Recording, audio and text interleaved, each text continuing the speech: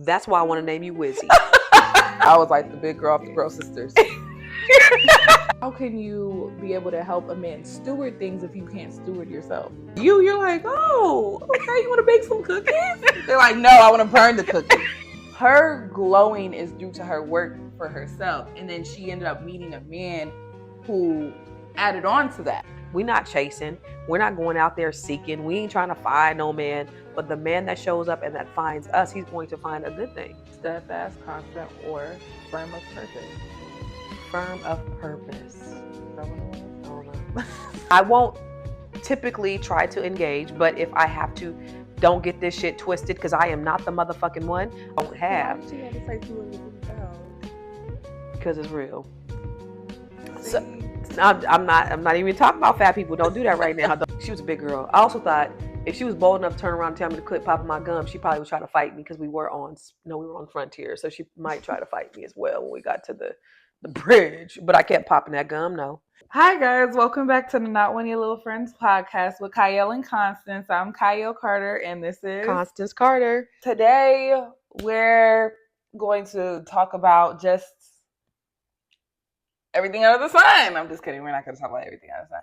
We were having this conversation earlier about dating, and it was mostly about this type of stuff like we just don't tolerate. We were just talking about dating in general, though. Like, we kind of have these conversations about dating, men. It's really weird because it's a totally different dynamic. These are conversations we certainly wouldn't have had in this way maybe 5 years ago because guess what? I was married for 132 years. I was married my whole life.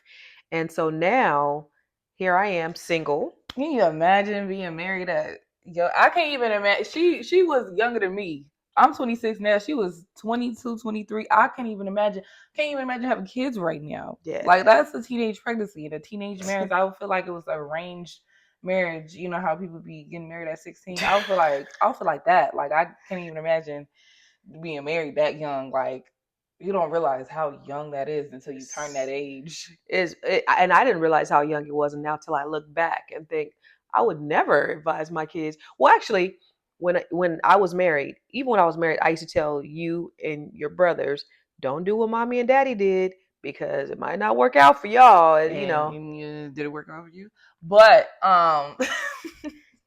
shade. No, what I'll say is just like, the fact that you even gotta say that to your kids while you're married is an implication about how the marriage doesn't even really. That's not true. That is not a good marriage. If you had a good marriage early on, like, and you feel like you were in one accord with your spouse when you're young, like, I feel like when you'll be in alignment. I just feel like you weren't. You probably thought you were in alignment or didn't even know what alignment was. And no shade towards anybody or anything, because my friends really be watching these videos and they be like, "Oh, you're so shady," and I'm like, "No, I'm not even trying to be shady. I'm just being matter of fact about things. Like no shade against a person." But no, I just felt like I wanted them to live their lives before they got married. So even back then, when I first got married, the first thing happened is a month after I got married, I got pregnant with her. And that's not what I wanted. I wanted to travel for a little bit. I wanted to enjoy and do all those things. And it didn't happen. And so, I just wanted to live a little bit more before I started having kids. Mm-hmm. No, I get you. I understand that. I feel like the right person will make you feel like you're living though. Like you wouldn't feel like that there's any restraint or anything. Like that having kids at that time, even if you did have kids at that time, I feel like if you were with the right person, you probably wouldn't feel like trapped and things like that. Because when you're with the right person, you can plan accordingly and they'll just make everything feel like okay, like you're in a partnership. We can still travel the world together. We can still do things together while having kids. I don't know. I don't know if I'm living in fantasy land, but I feel like that's how it should. You don't know what you don't know. Well, yeah, you don't know what you don't know until you get there. That's true. Yeah. So I think just being young and exposed to different things. Like one of the things that I don't have any regrets about my life, none whatsoever. No regrets. No regrets. The only regret I Go over have. your head. Know what? No, nothing. Go ahead. What's this? It's what a SpongeBob. No, it's not. You know that movie? I forgot what movie it's called. But Okay. the guy had a tattoo, no regrets. Oh yeah. Because Yeah.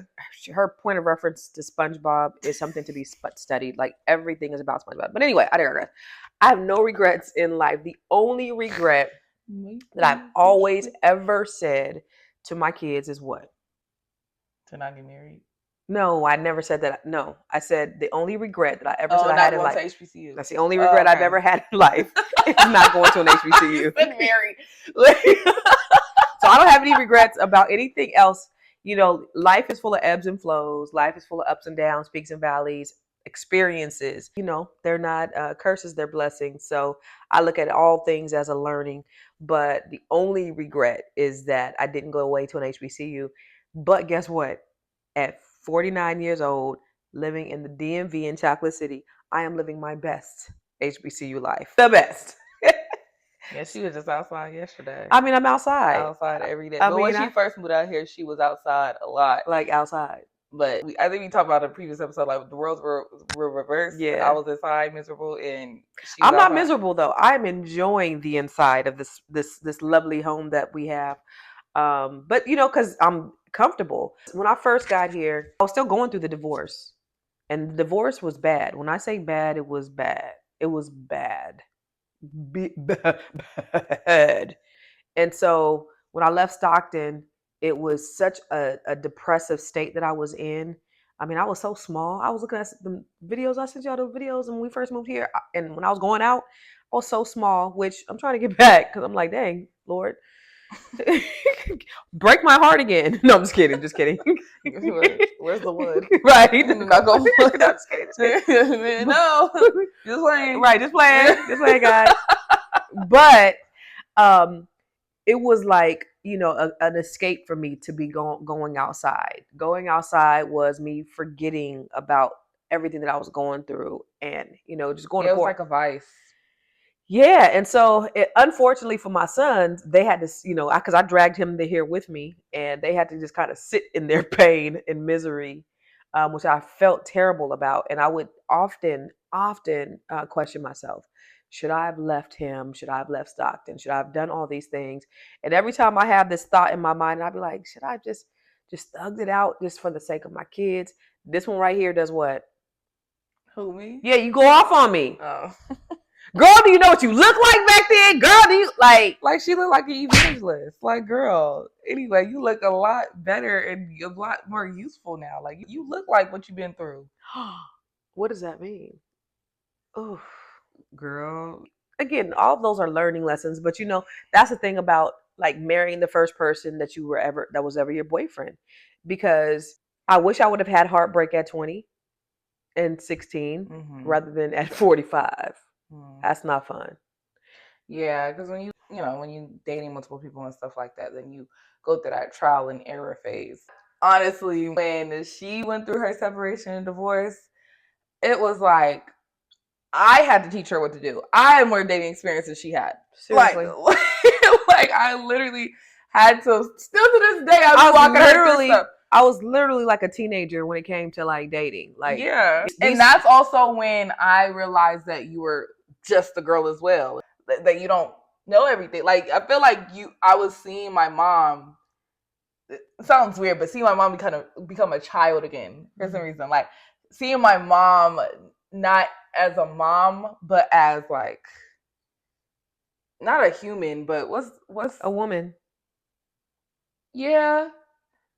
But a little bit like you know when you just starting new, when you're starting like an adolescent, like yeah, like an adolescence kind of. It was seeing my mom in that light was different because it's just like, you know, if you know her and if you like been around her and stuff like that through your stages of your business and growing and expand, she's always just been Miss Know-It-All. Like she knows everything and she knows how to solve every problem. She knows everything, and so when you went through this and there was finally something that you didn't know, I was just like, oh wow, she You know, she's not my dictionary anymore. She's not my. She's like literally start from square one, and I have to teach you. It's That's like, crazy. yeah. Because I can go back and I see, just a lot of immature steps that I had, even in dating, just my level of knowledge when it came to like just understanding men. And like when I first got separated, like I'm thinking, okay, so the next one, like you just automatically want to get locked down. For me, automatically, like, okay, I'm ready to get married again. Not married necessarily, but In a relationship. yeah, in a relationship. And I didn't know about, so I had these expectations and, requirements and what I thought was necessary. And it was a lot. And it could have been a lot for any man that if I would have gotten with at the time, that would have been a lot. So it's interesting that, so first of all, I'm happy that I didn't jump into a relationship. That's the best ever. Um, does it get lonely sometimes? Hell yeah. Like, do I want to roll over and lay next to a nice teddy bear? Absolutely. But at the same time, I'm just saying, like, do I want somebody to cuddle with? 100%. But at the same time, the peace that I have, and then getting to learn and understand myself, I've done a lot alone. And so just to be able to like get, grow. And I think that growth in the last 5 years has been so expansive. It's crazy. And being alone is the most best slash dangerous thing because when you're alone, you won't tolerate a lot. Like Yes. when you freshly are single and you go into the next relationship, you don't get to sit with yourself, and you might bring the same qualities or let the person before that person do the same thing to you because you didn't really have that time to just really sit in that and reflect. And so like when you're single, you can literally not tolerate anything. The And like, BS. yeah, like because it's just like I don't allow that in my life, so why would I let you do that? You know, like don't try to disrupt my feng shui because I'm also not coming into anybody else's life disturbing their feng shui or whatever they got going on. So why would you allow that, within yourself? Can I tell you, being single in the DMV has been the single most best thing ever in the Yeah, because world? there ain't nothing. There is absolutely I mean, Nathan, you mean in California? no, here too. Wait, we have more options though. Yeah, but their mindset, honestly, it's not hard being single out here. It's not hard being single. But okay, so when I first moved here, I gotta admit, it was like, wee! I was like a candy store. It was so many options. And I was like, do I want him or do I want him? Like Because she him, used to tell me him, what him. you say. What you say? I was like, ninjas. No, you can say the word. You can say what you said to me. And don't try to be all PG. Say it. Say it. Say what. I said niggas is like Lay's potato chips. Nobody can have just one. She was really trying to be pop. Ninjas are like, no, say what you be saying to me. But it was like Baskin Robbins, yo. It had 31 flavors up in this mug. And it was just like I was going on 3 dates a day. I was doing 3 days. I remember April was like, you did A3 a day. Okay, I did A3 a day. I did A3 in a day. What does that mean? I did a breakfast, a do for breakfast. I went out. Oh. Yeah, they can take it all kind of. I did a breakfast, lunch, dinner. Huh? Yeah, no, I went out with a guy for breakfast. Hold on. I went out with a guy for lunch. And I went out with a guy for dinner. But I had like dates lined up, so many dates lined up, and I talked to so many people. And I just didn't make any connections. And still, to this day, I mean, have some really, really good male friends. But I didn't, and that's okay. So I just figured like when the student is ready, the teacher will appear. When God is ready for me to have it, He's ready for me to have it. But let me ask you a question. Do you have a criteria or a list for what you want in a man? Yeah, my list has developed for sure. Well, I'm just thinking about how a guy look at me wrong, and I'm just like, Turned off. Yeah, it's completely turned off. My program has become real strict because it's just like he can't even have no little gunk on his teeth. Gunk on your teeth, that's crazy. Like at the end of the day, like as a grown man, or if it's like chips or something. Well, okay, but those are physical characteristics. I'm not vain. I'm not vain. Because actually, she knows I'm not vain, actually. because she dates dudes that I wouldn't even look twice at. So the reason why I'm saying I'm strict with my program now, I mean, I get a pass. Before. I get a pass for being strict with my program because she wasn't in the past. Right. So anyway, no, because I was like a personality. I'm more of a personality person. So it's just like you have to, make me laugh, feel good about myself, things like that. Like I go for personality, like because I feel like when you really like somebody, like it will build. Especially if their personality hooks you, then I can't see their personality. See. Anyway, so in the first honestly, because and then I used to take a lot of people's advice on you should either date like an ugly man or a medium ugly man. Try it out, whatever. I did an ugly man, medium ugly man, a fine man, a ultra fine, all of them. I dated all of them. They all the same at the end of the day. So might as well just date what I want, like get what I want. Boom. Like he could be person. I'm done with the medium uglies and the uglies. And medium ugly get you ugly kids. Medium ugly kids. No, sometimes no, actually, because I've been seeing people who. Let me not talk about people, but people. Some people, a lot of kids. Game. Yeah, like you don't know. You know what? I'm gonna stop talking about people kids. That's crazy. Why'd you even bring that up? Nothing. Anyway, my criteria is more like I go do personality, but with their personality, they have to have certain characteristics. Like you have to be outgoing, you have to be open-minded, you have to be charismatic, caring, care about me, not selfish. Also, not denying of themselves too, but a personality's got to complement each other, like make me feel cared for and liked. I'm so tired of this generation of I feel like previous generations, you definitely dealt with that. It's just like people operate mostly on lust. Like we're such a lustful generation. And what is your personality like? What is your mindset? Mindset makes a person way more attractive. Most of the time, when you're on one accord with somebody and you can like eventually build with that person, that's what can also build generations and build wealth and things like that. Like I'm looking more of a person I can grow and build with. Oh, and that's so it. The entry level is the personality, and you gotta look attractive as well, though, for sure. I would say, of course, it's the basics. Everybody's like, oh, honesty, check. All that. Like everybody wants the same thing. Everybody wants somebody who's truthful, honest, and all that stuff. So above and beyond that, but do they have longevity? I'm looking for a longevity person. Yeah, who's in it for the long haul. But I like I think for me, I want somebody who's wise at this point. I want somebody who could teach me something. Oh, of course. I want someone who my kids can look up to, because honestly, my life is, I think it's kind of complicated a little bit, because I know my kids are going to eventually like go off on their own and do their own thing, but my kids are also an integral part of my life. And so I see people all the time who get married, who have children. I'd be like, oh, did your kids ever like your wife? Nah, they ain't got to be married to them. They gonna be grown one day. No, because we're a family. Mm-hmm. And so everybody has to feel comfortable. Everybody has to like this person. Everybody has to, so that part, right, that element where this person could come in and my children, they all can be in sync. That's important. When I go out and I speak, they just have to be able to deal with certain things that come along with that. So are they willing to? They don't got to go everywhere with me. They don't got to come to all my stuff. But like, I remember I was talking to somebody and he was like, yeah, if I ever went to a gala, I'd hold your purse. No, I don't want you to hold my purse, boo.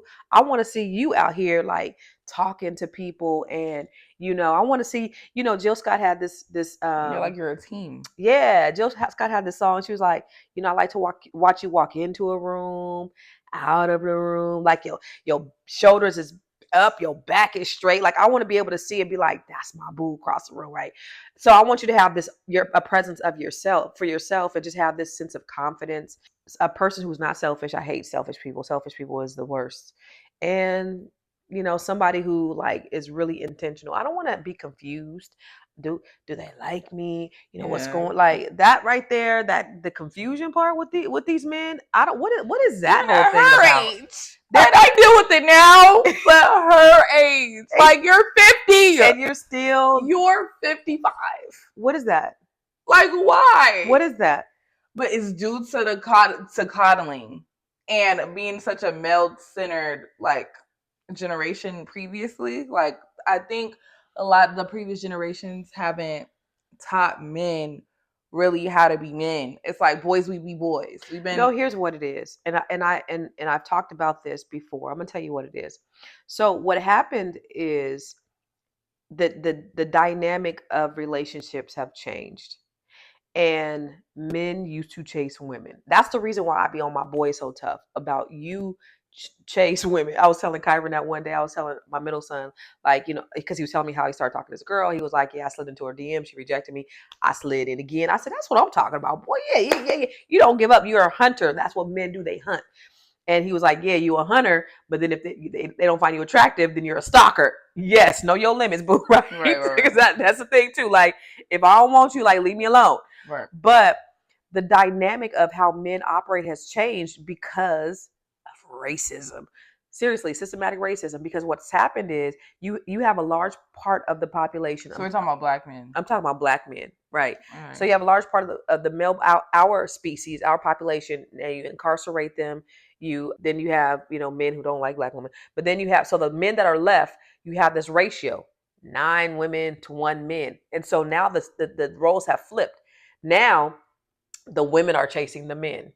The women are settling. The men are now the women. So now the men are now, what do you bring to the table, sis? All of those things. And so what happens is now you have these women who are settling and allowing these men to run game on them, play games with them, and taking a piece of a man and being content with that. And so because it's the scarcity mindset that a lot of these women have. And I think that's what it is just there's not a balance of men versus women in our community. And so with our black women, we don't really want to date outside our race. We want us a strong black man. Black men are a lot more open when it comes to dating outside of their race. But it's just the imbalance of men to women, and so then the men start becoming hunters, and then the women start allowing bullshit. I can see that. I could also say, like, from my perspective, how I saw growing up, especially in middle school and things like that. I've noticed that dynamic in middle school. I saw boys being taught like that they were the prize. Like, especially in the middle school that I went to, it was always the girls chasing the boys, always, because the boys believed that they were the prize, or the boys were, none of them were chivalrous. It was more of a, I also think it's because of TV, because a lot of the times in TV too, that's what it was taught, especially like Disney Channel shows, things like this. Always like the boy crazy girl. And so I think we must from be. my dynamic, from what I saw growing up, it was always us. We saw the boy crazy girl, and guys saw that too and thought that was supposed to be a thing from our cartoons, from our shows. I think we must have the ugly syndrome in our family, because even my boys don't feel like that. Even when I talk to I'm like, boys, look, y'all at HBCUs, it's probably 20 to 1 over there. You got your pick of the litter, and they're like, no, mom, it's not really like that. We have to, we have to pursue girls. We have to do this. We got to do that in order to approach girls. So why are my kids, which are all very handsome, and then why don't they see it that way? Your brothers. Well, I think because we turned back to a generation where the men ain't the prize no more. Cause like middle school, like I said, like middle school, it was always the boys chasing the girls. Now it's like, especially in the dynamic of social media, a lot of women, like, you see TikTok now, it's all about, we are the prize as women, period. Like, they gonna expect a man to treat them and all that type of stuff, buy them a house in college. Like, at that point, like, the social media has definitely taught like Social media is girls to definitely be, influential. yeah, it's very influential in that way. I would say though, because there is, depending on where you are, that you have like 9 women to 1 man. And here's the common theme for a lot of men though. Because they'll be like that, yeah, there are 9 women to 1 man. 8 of them women is trash. So, and then, and all the men, ain't worth a whole lot either. So when it comes to, like, I'm so, huh? I said show lane. I'm so confident in who I am, and I don't look at any woman as as competition. Not because I think I'm better than them, because I just think about myself. I don't think about anybody else. Yeah. And I know that I am a prize, and whatever man I get with, he gonna be the prize too. Like, we gonna both be the prize. It don't have to be, oh, you're the great goddess and I'm just, I'm a lowly peasant. No, you gonna be the prize. I'm gonna be the prize. We gonna be prizes. We gonna win together. Exactly. I was talking to my friend about this yesterday onto the subject of when you were talking about you don't think you're better than anybody else. Same thing. Like I was having a conversation with my friend yesterday and I was like, honestly, I don't think anybody's better than me. Anybody's better than me, but in the same tone, Good. I don't think I'm better than anybody else. Absolutely. I don't think it's gonna be controversial, but I don't think Beyonce better than me. I don't think anybody's better than me. She's not. She's a woman. Like the difference between her and me is honestly there's not really any difference except she's rich. Yeah, the money in her bank account, but all that could be gone tomorrow. 100%. Same thing. If I was a millionaire, maybe all of that could be gone tomorrow. Even the little money I got could be gone tomorrow.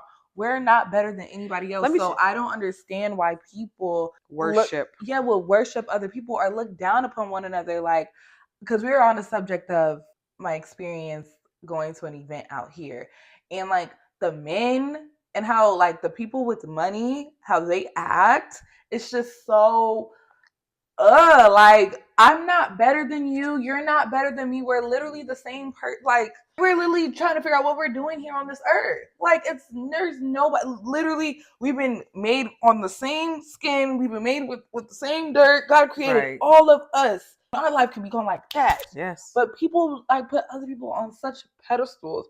And so on the subject of us not being better than anybody else, same thing, like that's where the equally yoked comes in too, because it's just like you got to make sure that the person like that you're with understands that as well. Right. They feel good enough and valued, or they don't feel like they're better than anybody else. Like they know, because it's really about serving. It's really about adding value, and if I could add value into this person's life and help him in some way, and I don't want them to feel like, how unfulfilling it feels when you get something and then it's just like you have it all to yourself. Yeah, you want to be able to share. Yeah, like I've dealt with that recently. It's just like I have these things, I have this money, but it's just like, now what? Like, hoarding it doesn't feel good. Right. You want to be able to do things with somebody else. You do. Everybody wants a partner. But to your point, like, so DMV is a different animal. These people here live in a bubble and they're an anomaly. And let me tell you why. I love it. Absolutely love it. I feel like it's the place for me. However, they're very status driven. And I'm going to talk to you DMV folks, because y'all are very status driven. I don't give a damn about status or nothing like that. You see, I'm from the Bay, got my Bay shit on, but I don't care about status. And so they're very status driven. So they want to know two things: where do you live and what do you do? Those are the two things that they want to know. Where do you live and what do you do for a living? And once you tell them that, then they've established if you're good enough to be in their presence. And so for me, it's just like I look at that and I'm like, I'm not impressed by anything or anyone. I have friends who have millions of dollars. I know famous people, like, and they're all just humans. They're really just humans. And so I've been getting money for the last 20 years. And that's not no flex, but it is what it is. It's a matter of fact. It's a matter of fact. So whatever they do, whatever you have, it does not impress me. So, that's kind of like the dynamic. The cool thing is there is a lot of Black wealth here. And I love to see that. I love to see, like, going to certain places and spaces, they're able to do things that Black people in other areas, I have not seen that. I haven't seen it in California at all. Just the amount of wealth and access that a lot of these people have is amazing, which I think is great. But this whole status thing, and that's why you said, like, men here, it's like, so even though there's an abundance more than we had in California, still, it's just like, there's certain basic mindsets just be like, I remember I was talking to this guy and he was like, I would never buy. I don't see the point in buying. I just see the point in renting, because he has this like nice little 6-figure job and all he cares about is like look at status and like he got all the latest designer and everything, and he's just like, I don't see the point of renting, just buying. I mean, buying but renting, and I'm just like, what? But it is a lot of flexology going on. Flex. A lot of flexology. Come on, flex. Yes, out here. But I love to see the black wealth. I love, we can drive, we can go walking in our neighborhoods. We see people with Rolls Royces and Bentleys and Corvettes. yeah, Lamborghinis. It's cool, and I love it because we were the only black people in our last neighborhood, the onlyest and the youngest people, and we were only black. And then now you have here where it's, I think, 89% black here, and we probably the poorest, and that's cool too. No, actually, my mortgage is probably more than everybody right over here. Cause yeah, cause they Because about to, everybody been here since yeah, 1995. yeah. My mortgage is probably 3-4 times the amount. Right. Cause yeah, It probably is. yeah, it probably Shoot. is. But it's just a lot of good wealth here, and I love that. It's just like a needle in a haystack trying to find a man who has your qualities, who ain't tripping off of like money or status, who just like who got his shit, but he ain't really tripping off that because what you have doesn't define you. Yeah. I've been up and down and up and down. And so if I'm up, that's great. But that doesn't define me. And if I'm down, does that mean I'm a loser because now I'm not up no more? Because that, just like you said, it could be taken tomorrow. And then what? Then what? So you just gotta remain humble. But I just want somebody like that. I want them to have, because there's certain things that I want to do, right? So I want them to have, be capable and have money that we can do certain things. But at the same time, that is not the end all be all. And also how a person acts in the midst of like trial Oof. is very important. Like, how are you under pressure? Because if you're under pressure and you stay there, how can you lead? How can you? Because a lot of the times, especially in this generation now, women, we have taken that toll of building ourselves up through trials. Have to figure it out. Like, a lot of the women have to overcome a lot of obstacles and figure it out. And when men go through something now in this generation, I'm not going to say all men, but most of the time, like with men, a lot of men don't know how to do quality control. They don't know how to get themselves up from their circumstance. They isolate themselves. Women, we have to do this stuff with kids, with no other choice. With kids, with a family. If you ain't got kids, your family you have to take care of. Your immediate family. What kills me with that though is that, can I talk about your? Lord Jesus, go ahead. When you talk about that, I'm gonna say this, because here's what I never thought in a million years being married. When we were married, primary dad, he was the one, just like you were saying earlier, taking you to piano lessons, and had one of your brothers on his hip and had holding one of your brother's hands. He was the one that was taking you guys to Kumon, and he was taking you to soccer practice and all of those things. When we would go to parent teacher conferences, all 6 of us were at every parent teacher conference. I remember that one of the teachers or administrators said, "We've never seen anything like this before, like the whole family going to every single parent teacher conference." We were there. All of us were there all the time. He was very, very, very involved. And as soon as, I think the moment he moved out, the moment we separated, it went away.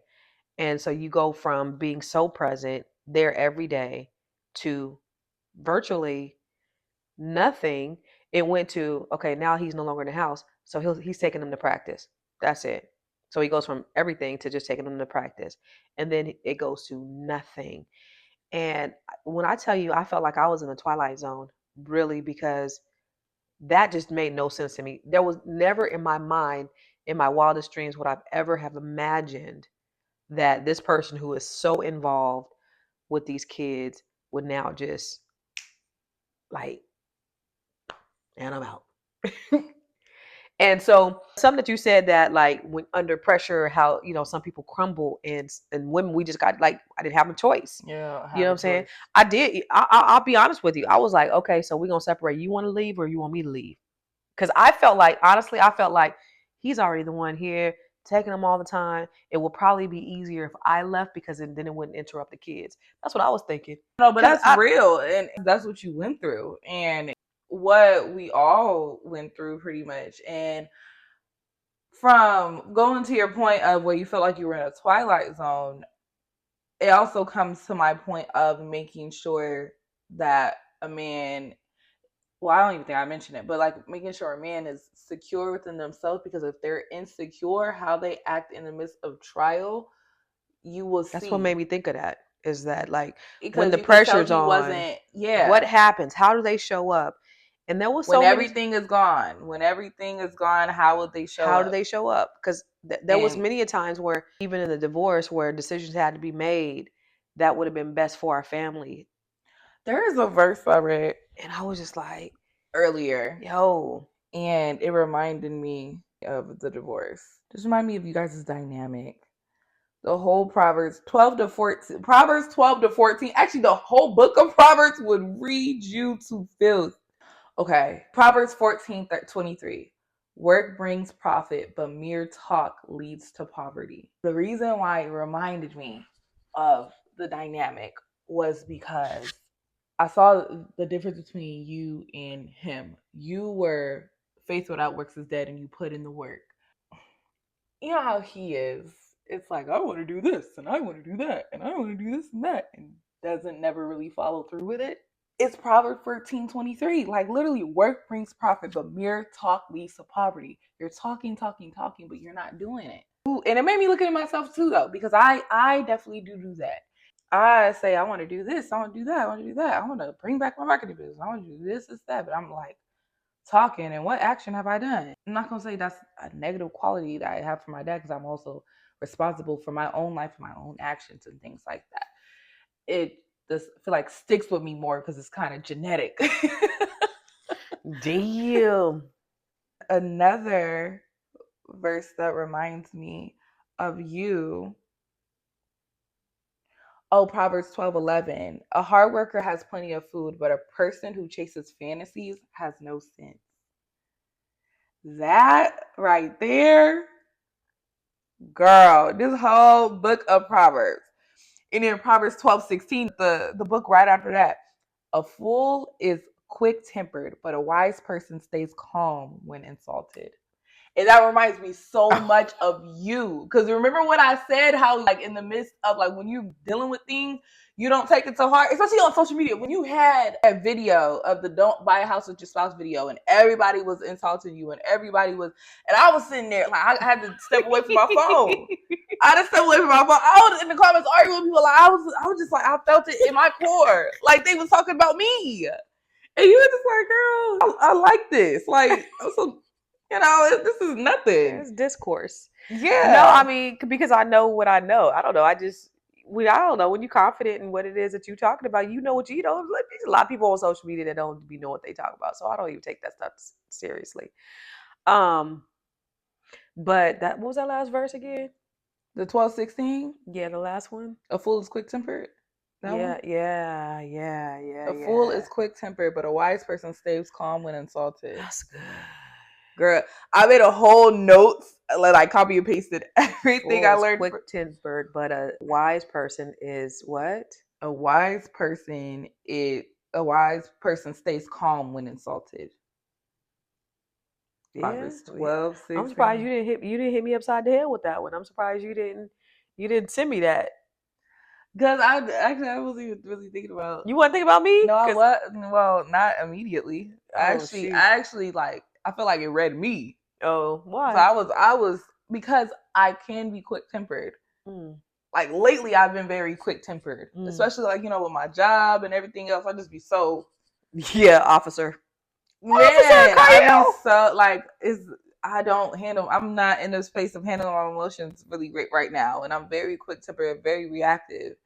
And so when I'm quiet though, I've learned to be quiet whenever that happens to me. But These are all character builders, though.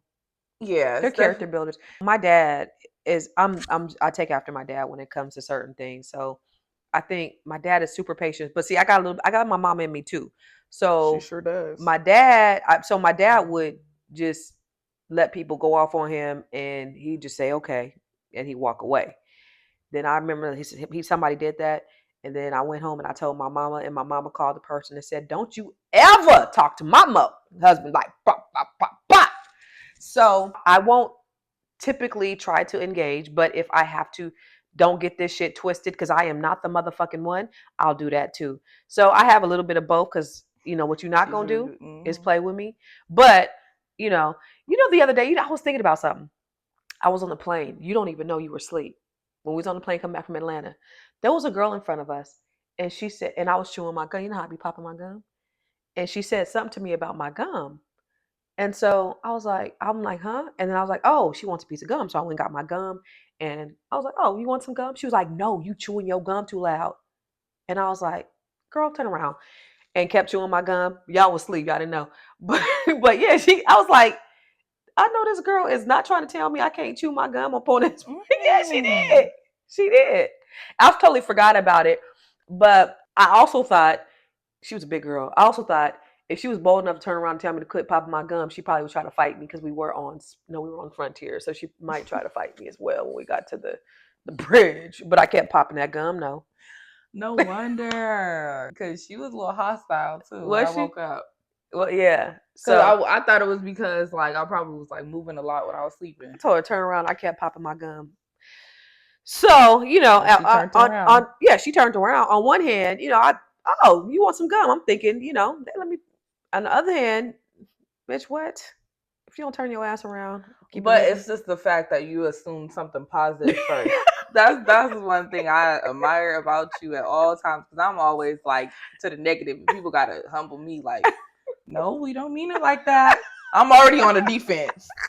But you're like, oh, okay, you want to bake some cookies? They're like, no, I want to burn the cookies. Like, that's how we yin yang, we balance each other out. Because I'm defense, you offense. Let me tell you something. This one right here don't play about her mama at all. Let me tell you. So you know how I coach Black women, and it's great, and I love it, and all of the things.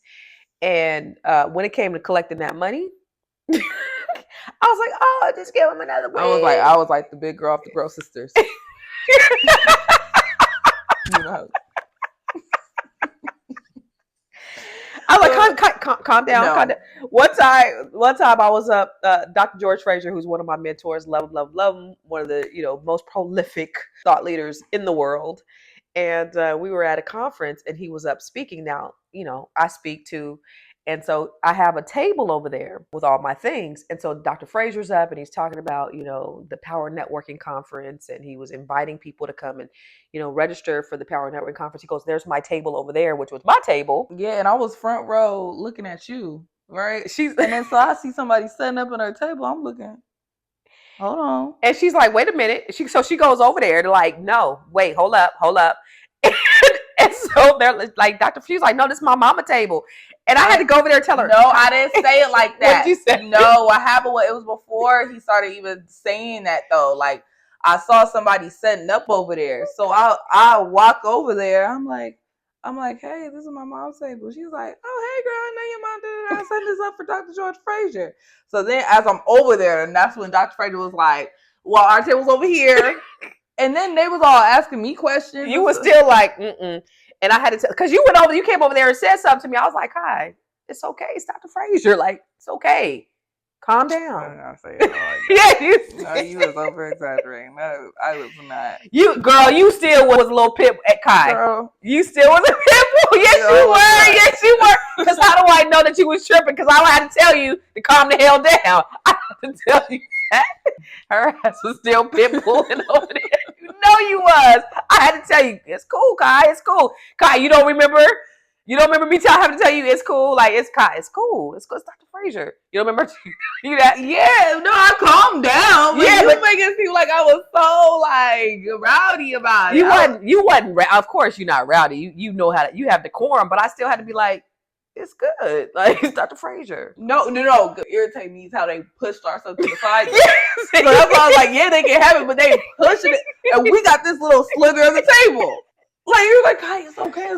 No, they moved my chair and they moved our stuff all the way at the end. So I'm just like, I know they at least get a little small portion of the table. They take the whole table, all the real estate, right? And literally, you had a banner on your table that said Constance Carter. It was like your Constance Carter table, but it was Dr. Fraser. Girl, I don't care if it was Obama. Right? She didn't. That's what I'm saying. You was just like, I was like. You do not do that. It's okay. It's okay. But Obama got more decorum. He wouldn't do that. But that goes to your point. Like, you tend to pop off a little bit first, And then it's like, okay, let me. Yeah, I'm a little bit reactive. Yeah. But also, that's where Proverbs read me too, because it was just like, said something about wise people are slow to speak and quick to listen. Mm-hmm. And I'm just like, let me. Mm-hmm. Yeah, that's one I definitely do know. Be slow to speak, quick to listen, quick to be slow to speak, quick to listen, slow to become angry. Mm-hmm. What do you feel about this quote? This is what read me. Proverbs 11:22 is a beautiful woman who lacks discretion is like a gold ring in a pig's snout. Ooh. And when I tell you that verse also read me to Why? feel, because I'm really not discreet. Like, I'm a oversharer. I am too. I'm such an oversharer. Like, I'm not gonna tell But you you're not all telling of. other people's business. You're sharing you. Oh my, yeah. I'm thinking. Well, that's what I think it means. Though, doesn't it mean that? Well, I don't know. Like discussion in general, like about Okay. you shouldn't overshare anything about yourself. Well, that you feel like maybe bring yourself in a bad light as well. Okay. I don't know, something like that. Like I kind of lack discretion that way. I tell all my business, and it's like, I mean, I share too, but people do be like, "Girl, you put everything on Facebook," but I love it. I have no qualms about what I share because for me, it's like a time capsule, and so how Facebook does your memories every day, and it's like, oh my God, I remember when my boys were 4, they were all peeing in the bathroom together. Like, I love all of that, so it's like a memory lane thing that I could always go back to. So it doesn't bother me that I share. It may bother someone that that I'm with, and so let me ask you this though, because here's what I won't do. So when I get with somebody this time, I'm not gonna post them. good. Would you? No, Yes, you would. You're young. Young no, I people do that. wouldn't. I've done that before. I'm the type of person. I've been there, done it. If all it takes is one. All it takes is one for me to learn my lesson. Yeah, So yeah, I've done that before. I wouldn't post. Wouldn't do it again. I wouldn't post my person. I would do a Coco Jones. What does Coco Jones do? Literally didn't post her man until she got proposed to. Oh, really? Yes. Oh, Nobody knew she was in. Yeah, nobody knew Is she she was in a is he relationship. famous? He's a basketball player. I forgot his Okay. name. Okay, good for her. Yeah, they got proposed. That happened like a month ago, I or love that for a her. month or two ago. Yeah, I wouldn't put my dude on Because social when you media. do that, it kind of gets in the way of your individuality. It cheapens your relationship, I think, because now you're doing everything for the gram. Yeah, but also it also cheapens your individuality as well. Like people would, if you really think about it, and I do this too. When people are in a relationship, you think of those two people as like one. You know, you don't really think of it as like a regular individual person. You see that person's good deeds, their own good deeds. When they're in a relationship, it's like, well, what does her man think? Like they're always thinking about the man, or they want to see the man around, or they want to see the woman around. Like, it kind of cheapens your individuality as well. And like, a lot of that stuff, I want to be an individual. I want my accomplishments to be my accomplishments and not because I have a man. When as soon as somebody has a man, like for example, I don't know if you don't know these people, but Mana Leo and Stunna, I love their relationship. They just got married, but everybody is just like in the comments talking about how she's glowing because of him. And it's like, no, she's glowing because of the personal work she has. Because she's a rapper who's a couple years younger than me, who openly shared about her depression, and she did a lot of self work, and she used to post inspirational things on social media and things like that to help her go through it and all the type of stuff. Her glowing is due to her work for herself, and then she ended up meeting a man who added on to that. When people post their relationships, people automatically think you're some way because of a man, or But because let's unpack what you just said though, because you said when she did the work, she found the man. Because here's the thing, like when I first got a divorce, my vibrations weren't where they needed to be in order for me to meet someone on the level that I needed them to be. Right, my energy was real thick, and when you're there, you're not gonna meet a man up here. Right, so when you do the work and you become more mature and you do all the things for yourself, then that the type of man that you really want. It's just like ooh, that's gonna be the title of this. Once you do the work, you find a man. That's a good title. well, but I we gotta ain't got write no it man down. yet. Nah, but that's clickbait. I gotta write that down. Write that down. But you think about that, because the type of man I would have attracted when I was going through my worst is probably not the man that I would want to when I'm at my best. Mm-hmm. And it's kind of like when Kevin Samuels used to be talking to them women. They'd be like, "I want a man that's 6 feet, 6 figures, and worked out." And like, okay, how tall are you? 5 feet tall. How much you weigh? 250 pounds. And how much you make a year? 30,000. Now you want a man who has all of these things that you don't Why have, did she have to say 250 pounds? because it's real. So See, I'm not even talking about fat people. Don't do that right now. Don't do it. Don't do it. Don't do it.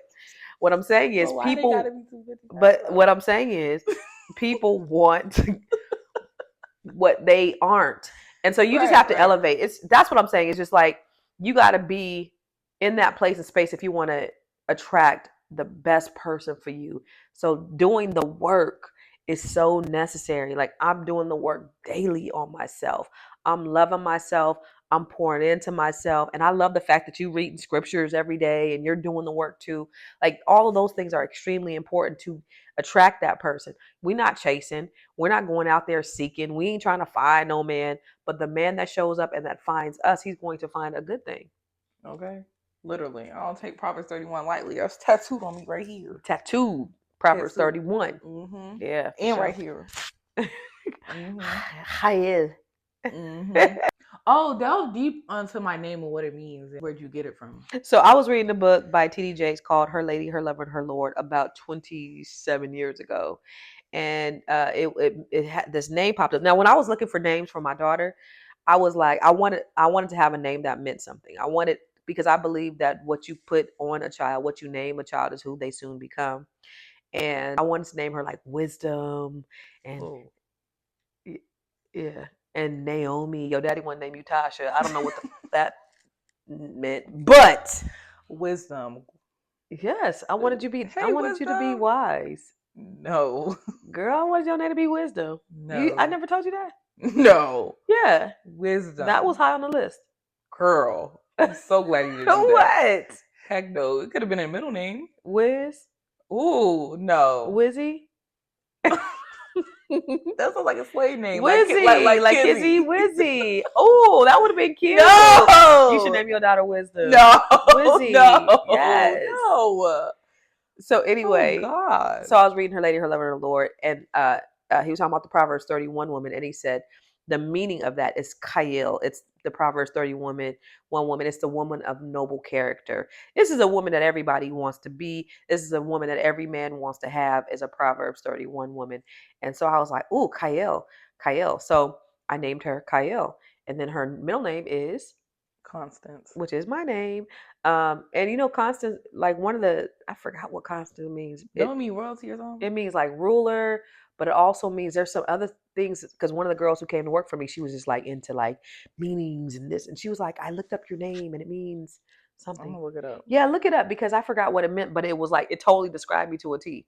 So it goes back to the things that you speak on your child. Constance can refer to the abstract quality of steadfastness, firmness, and loyalty.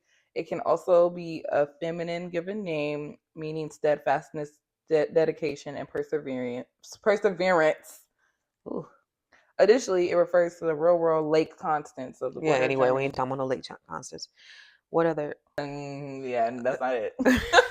Steadfast, that's steadfast, which is constantly constant. What's the biblical name for constance? Steadfast and faithfulness.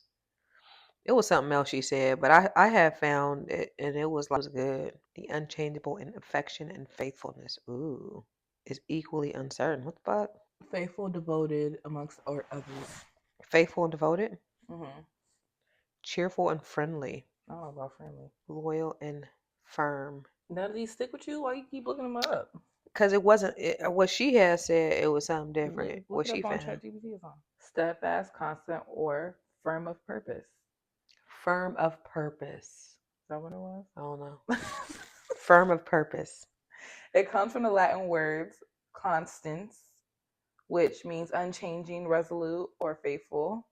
It was popularized in the English-speaking world during the Middle Ages. Nicknames is Connie, Stanzi, or even Coco. Stanzi? Yeah. Where's Stanzy came from? Stancy here. Oh, like the stents part. Yeah, Stancy. Stanzy. Oh, Wow. okay.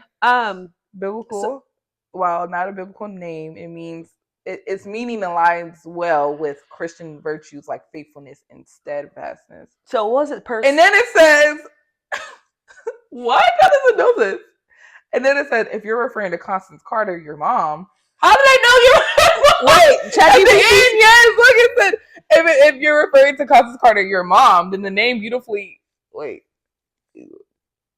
That's you can't kinda even creepy. read. That's kind of creepy. I guess because it knows my name is Chayil Carter. So it probably was like Constance Carter, your mom. That's crazy. It said if you're referring to Constance Carter, your mom, then the name beautifully aligns with her persona, someone rooted, dependable, and consistent in her purpose and mission. Let me know if you want a symbolic or a breakdown of the name too. Oh. Okay, chat. Okay. That was Chat. weird. That was creepy. You're referring to Constance Carter, your mom. What? Hey, that's enough of technology for today. That was weird. That was weird, baby. That was my AT mate said. That's weird, baby. It's weird. Weird. That was weird. What do you think is your purpose with a partner? What I see on social media now is people are saying, well, not everybody is meant to have somebody, and not everybody is meant to, or God didn't put make everybody soulmates, you know. And so, do you believe everybody has somebody or has a purpose, or what do you think our purpose is? Absolutely, I do. Everybody wants somebody to love. Like love is the central core thing that everybody needs. It's not just that what we want, but it's what we What do you need. think love is?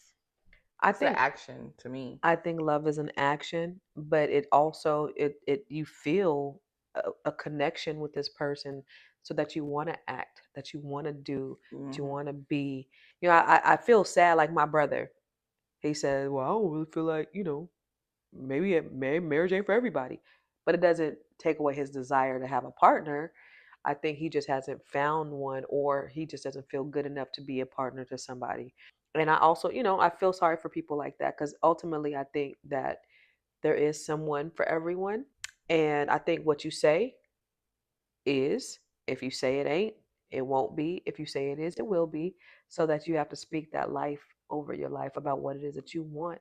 And if you want to have an abundant life, you said it in the beginning about, that partner is somebody that's you're gonna build wealth with and all those things. And so you need that. Love. I got love with my kids, You saying but that also just kind of like reminds me of too, like, okay, what do you advise like young girls who are like looking for a relationship or things?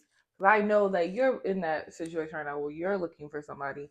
Do you feel, for me personally, I feel like when you're searching for a man, first of all, don't search.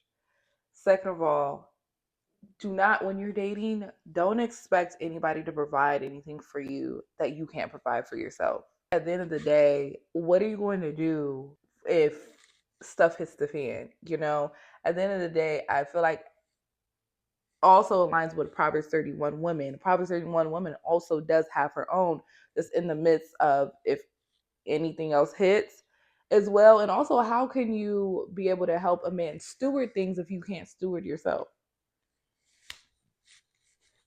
You know, like if you ain't got nothing, how can you be under a man's lead and a man's direction and help them multiply if you don't even know how to do it yourself? So I feel like that's important.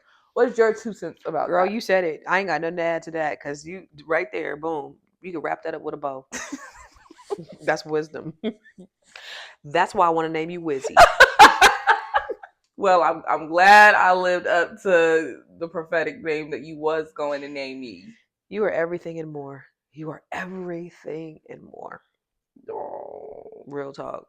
And you know what? She believes me because she knows it's true. It took a while to get here though, but the more I grow up and the more I'm around you and the more I see things, it also made me realize how dope of an individual you are. So I always knew that you were dope, but like you're like really really dope. Like I wouldn't be half the woman I am today if it wasn't for you. Honestly, Don't make me cry. girl, Listen, let me tell you something. Compliments ain't always came easy out of her mouth. she really act like I don't be giving anybody no compliment. No, but for real though. I kind So of don't, because I used to be so insecure for so long.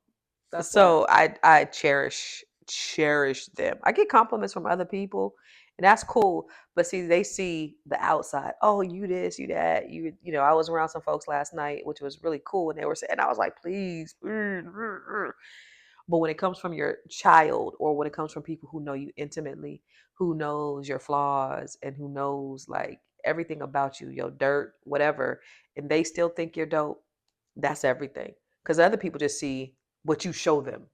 You see the real. My kids see the real. That is the thing that makes me the happiest. No. Well, that's it for today's episode. We don't need to be crying today, right? Well, that's it for today's episode of the Not One of Your Little Friends podcast with Chayil and Constance.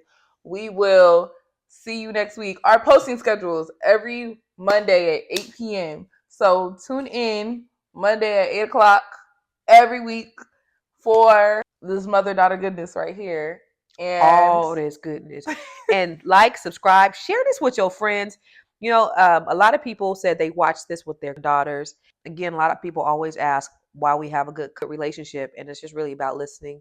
And so, listening to understand, not to tell, not to talk at. When my children became adults, my parenting went from telling them to advising them. sure did. So I advise. I don't tell them what to do. I try to be a good listener, listen to understand, and give advice. And they could take it or they could leave it. And if they leave it, that's cool. They just better not ask me for shit when they get in trouble. Just kidding, because I'm a bail their asses out anyway. Anyways, see y'all next week. Peace.